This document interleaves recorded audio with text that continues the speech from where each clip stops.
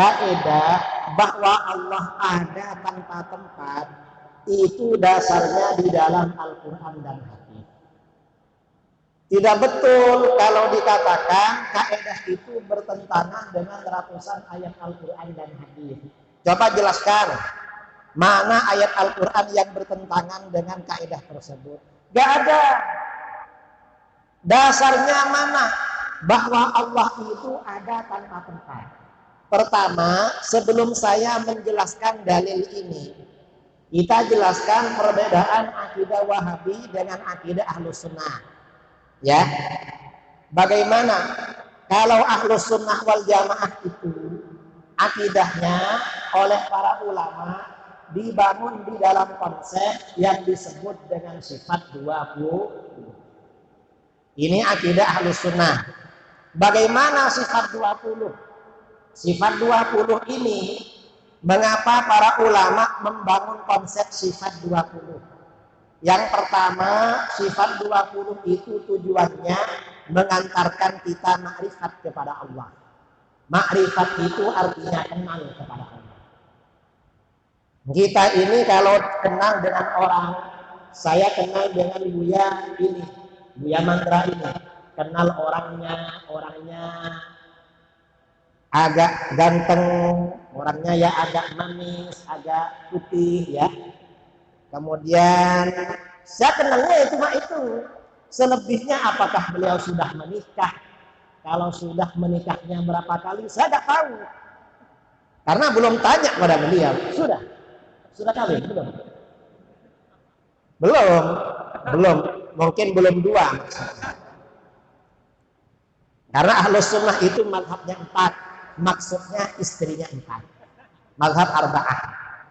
Kalau masih 1, ini berarti ya belum mantap Ahlus Sunnah. Nah, jadi yang pertama sifat 20 itu mengantarkan makrifat pada Allah. Yang kedua, apa tujuan sifat 20? Tujuan sifat 20 itu merespon penyimpangan aliran-aliran di luar Ahlus Sunnah mengenai zat Allah. Itu yang kedua. Karenanya sifat 20 ini ada hubungannya dengan kesesatan kelompok-kelompok di luar As-Wajah. Yang ketiga, mengapa sifat 20? Sifat 20 ini batas kemampuan akal manusia dalam makrifat kepada Allah. Lebih dari 20 kita ini tidak mampu. Kita ini jangankan makrifat kepada Allah, kita ini perkenalan kita kepada orang di sekitar kita itu terbatas. Saya kenal dengan beliau, tapi apakah beliau sudah kawin apa belum? Terus terang saya nggak tahu. Saya kira sampean juga nggak tahu, Pak Kiai ini udah kawin apa belum? Saya kira nggak tahu. Dan kalaupun tahu juga belum tahu selanjutnya berapa istrinya Kiai. Dia tahu juga. Mengapa makrifat kita terbatas? Itu yang ketiga. Yang keempat, mengapa sifat 20? Sifat 20 ini jawaban terhadap soal-soal yang mendasar tentang Allah. Soal-soal yang mendasar tentang Allah. Kita kalau berkenalan dengan orang, biasanya pertanyaan kita, siapa namamu? Dari mana asalmu? Tinggal di mana sekarang? Kerja apa sekarang? Dan seterusnya. Sifat 20 itu juga begitu. Sehari semalam kita beribadah kepada Allah. Pertanyaan pertama, apakah Allah itu ada? Jawabannya sifat Allah itu wajib ada. Karenanya kebalikan dari sifat wujud, yaitu adam, tidak ada, mustahil bagi Allah. Pertanyaan kedua, kalau Allah memang ada, sejak kapan adanya Allah? Jawabnya adalah tidak. Artinya wujudnya Allah itu tanpa permulaan. Karena itu kebalikan dari sifat tidak, yaitu hudus mustahil bagi Allah. Allah itu mustahil dan dasarnya mana? Di dalam Al-Quran, huwal awwal. Hanya Allah lah yang maha pertama. Maksudnya maha pertama, hanya Allah yang wujudnya tanpa permulaan. Selain Allah ada permulaannya. Arasy ada permulaannya. Langit ada permulaannya. Bumi ada permulaannya. Isi langit dan bumi ada permulaannya. Arah ada permulaannya. Tempat ada permulaan. Sedangkan Allah itu wujudnya tanpa permulaan. Berarti Allah itu tidak bertempat. Ini Al-Quran. Jangan dibilang Allah wujud tanpa tempat, tidak ada dalilnya. Ini Al-Quran. Cuma ayat Al-Quran yang dipikirkan oleh akal sehat. Ini baru satu ayat ini. Baru satu ayat, belum satu ayat. Ini permulaan ayat. Karena ini panjang ayatnya. Allah itu ada tanpa tempat. Ini diantara dalilnya. Dari sifat qidam ini juga menunjukkan Allah tidak bertempat. Tidak bertempat. Karena hanya Allah yang qidam. Wujudnya tanpa permulaan. Huwal awwal. Mengapa diartikan hanya Allah? Al-awwal ini khabar. Kemudian khabar ini, kalimat khabar ini berbentuk mu'arraf, dimakrifatkan dengan al. Karenanya berfaedah hasr atau ikhtisas. Berarti hanya Allah yang maha awal. Wujudnya tanpa permulaan. Tempat belum ada, arasy belum ada. Berarti Allah tidak bertempat. Ayat lain, nantilah ayat lain. Ini pertanyaan kedua. Kalau Allah itu wujud, tidak, sampai kapan wujudnya Allah? Jawabnya adalah baqa. Allah itu maha kekal, maha abadi. Maha kekal, maha abadi. Karenanya kebalikan dari sifat baqa, yaitu fana, mustahil bagi Allah. Mana dalilnya bahwa Allah bersifat baqa? Kullu man 'alaiha fan wa yabqa wajhu rabbika dzul jalali wal ikram. Segala sesuatu yang ada di atas bumi itu akan binasa dan bertahan dan kekallah zat Tuhanmu yang memiliki keagungan dan kemuliaan. Allah maha kekal, maha abadi. Ini pertanyaan ketiga. Pertanyaan keempat, Allah yang wujud, qidam dan baqa seperti apa?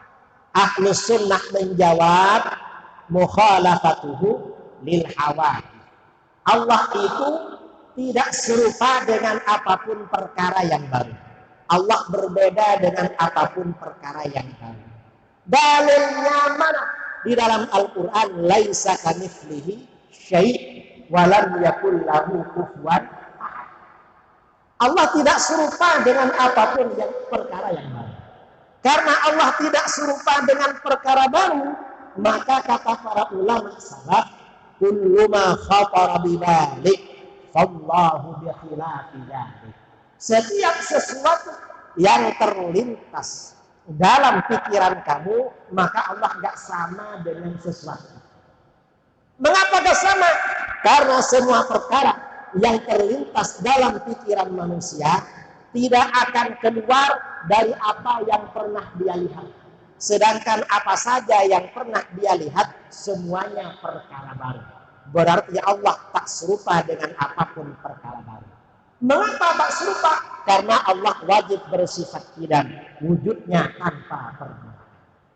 Ini akidah Ahlus Sunnah wal Jamaah. Kalau Wahabi beda. Wahabi kalau ditanya Allah itu seperti apa, maka kata Wahabi, Allah itu mukhalafatu lil hawadits, tapi tak begitu mukhalafah. Bagaimana? Ada mirip-miripnya kata Wahabi. Seperti apa? Di kitab-kitab Wahabi diterangkan, Tuhan itu seperti seorang laki-laki yang masih muda, belum berjenggot, tingginya kira-kira 30 meter, besarnya 3,5 meter. Ini kata Wahabi. Akidah Wahabi mirip dengan akidah Yahudi. Kata Yahudi, Tuhan itu seperti seorang laki-laki yang sudah tua, rambut dan jenggotnya putih semua, tingginya kira-kira 30 meter, besarnya 3,5 meter. Bedanya Tuhannya Yahudi lebih tua daripada Tuhannya Wahabi. Karenanya Yahudi itu abangnya Wahabi. Karena akidahnya mirip. Makanya disingkat Wahyudi. Wahabi adiknya Yahudi. Jadi beda dengan akidah kita. Nanti dibilang gak ada Al-Quran hadisnya. Ya banyaklah Al-Quran hadisnya. Ya mereka gak pernah belajar kitab tafsir. Yang dipelajari kitab-kitab Wahabi, kitab tipis biasanya. Akidahnya Muhammad bin Abdul Wahab itu hanya berapa halaman itu? Paling 20 halaman. Coba akidahnya pondok-pondok dayah-dayah, tebal-tebal. Di mereka suka belajar kitab kecil-kecil. Gak mau belajar kitab yang tebal-tebal. Ini pertanyaan keempat. Pertanyaan kelima. Allah yang wujud, idam, baqa, mukhalafatul hawadithi. Alamatnya di mana? Ahlus sunnah menjawab, qiyamuhu binafsihi. Allah itu berdiri pada zatnya sendiri. Artinya apa? Allah itu tidak butuh pada tempat dan tidak butuh pada yang membatasi atau menciptakan. Mengapa? Yang namanya butuh itu bukan sifatnya khaliq, tetapi sifatnya makhluk. Dalilnya banyak. Mana? Banyak dalilnya. Seperti ayat tadi, huwal awwal. Atau ayat lain, laisa kamitslihi syai'. Atau ayat yang lainnya. Atau ayat yang lainnya. Seperti apa? Walam yakul lahu kufuwan ahad. Atau ayat lainnya, qul huwallahu ahad. Allahus samad. Atau ayat lainnya, wallahul ghani. Hanya Allah lah yang maha kaya. Artinya apa? Allah gak butuh pada apapun. Gak butuh pada tempat. Gak butuh pada yang mengatur-ngatur. Gak butuh pada yang menciptakan. Ini dari Al-Quran. Kalau Wahabi beda. Wahabi ditanya, di mana alamat Tuhan? Maka Wahabi akan menjawab, loh, kamu belum tahu. Dan kamu sudah tahu. Ya tahu dong. Di mana? Di Arasy. Kita tanya, jauh banget. Gimana kalau kita perlu sama Tuhan? Jangan khawatir, kata Wahabi. Mengapa? Setiap pukul 3 pagi, Tuhan turun ke langit pertama di dunia. Wahabi ditanya lagi, ngapain turun? Untuk mendengar doa kamu. Makanya pukul 3 bangun. Wahabi ditanya lagi, Wahabi, itu memangnya kalau tidak turun tidak dengar. Kalau nggak turun dari Arasy nggak dengar. Wahabi gak jawab. Mengapa? Sebab kalau dia menjawab sebenarnya dengar sih. Takut dibilang, ya kalau memang dengar ngapain tuh? Kan tersia-sia. Nanti mereka gak bisa jawab. Nanti kalau mereka bilang, ya kalau nggak turun nggak dengar lah, maka kafir. Mengapa? Menganggap Tuhan tidak mendengar kalau nggak turun. Dan nanti Wahabi ditanya lagi, itu turun pukul 3 ikut waktu daerah mana? Mengapa? Karena pukul 3 di Indonesia beda-beda. Akhirnya Wahabi bingung. Karena bingung, akhirnya mereka jawab, ya turun pukul 3 sesuai dengan waktu daerah masing-masing. Oh berarti kalau begitu turun terus dong. Kalau turun terus, lalu kapan naiknya? Wahabi gak bisa jawab. Lalu dibilang akidah Allah tanpa tempat gak ada dalilnya katanya. Memangnya kapan dia belajar dalil? Mereka gak tahu dalil itu. Itu dalam ayat Al-Quran banyak sekali yang menunjukkan Allah Maha Suci dari tempat. Karena Allah memang tidak butuh pada tempat. Kalau di dalam hadis riwayat Imam Bukhari dari Imran bin Husain, ketika orang-orang Asy'ariyin bertanya kepada Rasulullah, ya Rasulullah, nas'aluka an awwali hadzal amr. Rasulullah, kami bertanya permulaan perkara yang ada ini. Apa jawaban Rasulullah? Rasulullah menjawab, kana Allah wa lam yakun syai'un ghairuhu. Allah itu sudah ada pada azal. Keberadaan tanpa permulaan. Dan tidak ada apapun selain Allah. Arasy belum ada. Langit belum ada. bumi belum ada, arah atas bawah belum ada, tempat belum ada. Berarti keberadaan Allah tanpa permulaan dan tanpa tempat. Mengapa? Karena Allah tidak butuh pada tempat.